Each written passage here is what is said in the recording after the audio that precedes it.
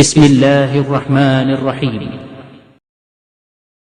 الحمد لله الذي أنزل على عبده الكتاب ولم يجعل له عوجا.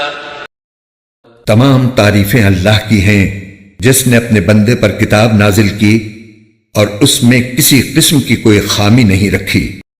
قيما لينذر بأسا شديدا من لدنه ويبشر المؤمنين الذين يعملون الصالحات أن لهم أجرا حسنا ماكثين فيه أبدا.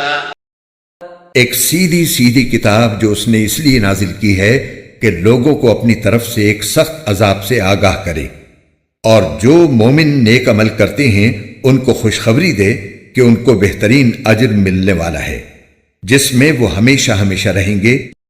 وَيُنذِرَ الَّذِينَ قَالُوا اتَّخَذَ اللَّهُ وَلَدًا، اور تاکہ ان لوگوں کو متنبہ کرے جو یہ کہتے ہیں کہ اللہ نے کوئی بیٹا بنا رکھا ہے. مَا لَهُم بِهِ مِنْ عِلْمٍ وَلَا لِآبَائِهِمْ كَبُرَتْ كَلِمَةً تَخْرُجُ مِنْ أَفْوَاهِهِمْ إِنْ يَقُولُونَ إِلَّا كَذِبًا. اس بات کا کوئی علمی ثبوت نہ خود ان کے پاس ہے نہ ان کے باپ دادوں کے پاس تھا.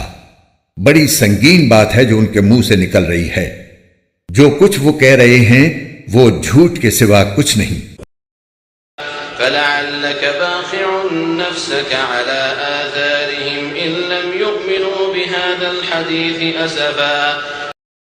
اب اے پیغمبر، اگر لوگ قرآن کی اس بات پر ایمان نہ لائیں تو ایسا لگتا ہے جیسے تم افسوس کر کر کے ان کے پیچھے اپنی جان کو گھلا بیٹھو گے. إِنَّا جَعَلْنَا مَا عَلَى الْأَرْضِ زِينَةً لَهَا لِنَبْلُوَهُمْ أَيُّهُمْ أَحْسَنُ عَمَلًا.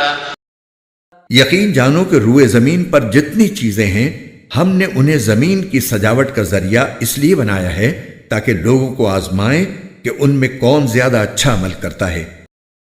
وَإِنَّا لَجَاعِلُونَ مَا عَلَيْهَا صَعِيدًا جُرُزًا. اور یہ بھی یقین رکھو کہ روئے زمین پر جو کچھ ہے ایک دن ہم اسے ایک سپاٹ میدان بنا دیں گے.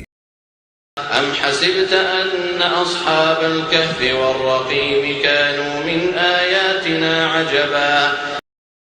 کیا تمہارا یہ خیال ہے کہ غار اور رقیم والے لوگ ہماری نشانیوں میں سے کچھ زیادہ عجیب چیز تھے؟ إِذْ أَوَى الْفِتْيَةُ إِلَى الْكَهْفِ فَقَالُوا رَبَّنَا آتِنَا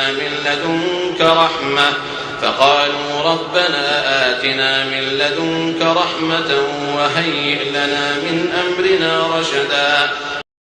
یہ اس وقت کا ذکر ہے جب ان نوجوانوں نے غار میں پناہ لی تھی اور اللہ تعالیٰ سے دعا کرتے ہوئے کہا تھا کہ اے ہمارے پروردگار، ہم پر خاص اپنے پاس سے رحمت نازل فرمائیے اور ہماری اس صورتحال میں ہمارے لیے بھلائی کا راستہ مہیا فرما دیجیے.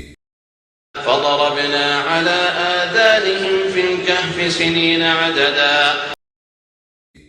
چنانچہ ہم نے ان کے کانوں کو تھپکی دے کر کئی سال تک ان کو غار میں سلائے رکھا.